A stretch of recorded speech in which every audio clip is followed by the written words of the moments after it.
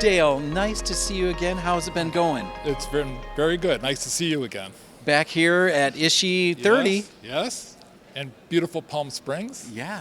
And what did you bring this year? Well, what do you got? The regular products that we distribute. We've added menstrual blood detection, which is nice. I haven't used it often in my history, but occasionally there's a case where you might want to know if it's menstrual blood. Okay. We have amylase paper, and for labs that don't test for amylase, which is present in saliva, it's an easy test. So Okay. I'm going to put a glove on here. Oh, this is great. And moisten this paper, which we sell. Get this out here. Yep.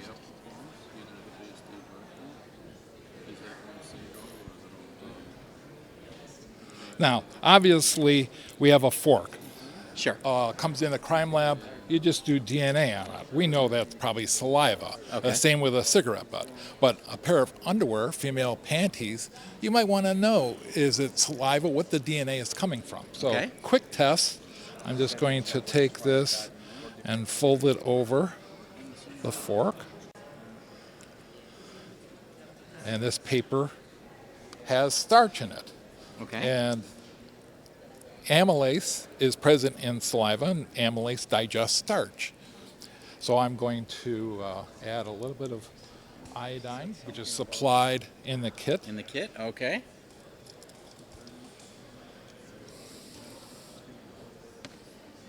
Add a little water, so you dilute this to about the color of tea, Okay. iced tea. Now, you should wait 5 minutes. I'm going to, for Travis's sake, try to increase the speed here. All right. And we'll see. And what ideally should happen is the paper where there's saliva should remain white, and the rest where there is no saliva should react with the iodine and Okay. turn purple. And there you go. Let me maybe add a little bit more iodine to see if it, because this is should be properly mixed, not just like I'm doing. We just follow the protocol, wouldn't Yeah, we? Okay. that's a little bit better.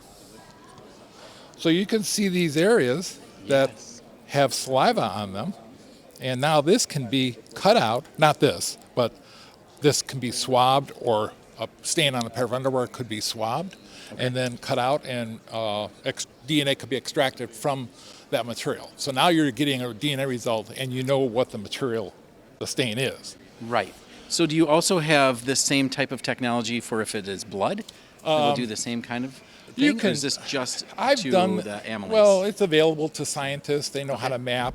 It's available for seminal fluid. There's Okay. a compound called acid phosphatase. We don't sell that, but it's similar. If anyone out there is doing AP mapping, this is very similar to that. This is coming up a little bit better now. You Yeah. can see. And Yeah. it just tells you, well, I'll tell you real quick a case I have. Okay. And this was a sexual assault case in Ohio. The assailant wore a ski mask over his face. During the assault or after the assault, the victim took the ski mask off that was left at the scene. Okay. It was submitted to our laboratory.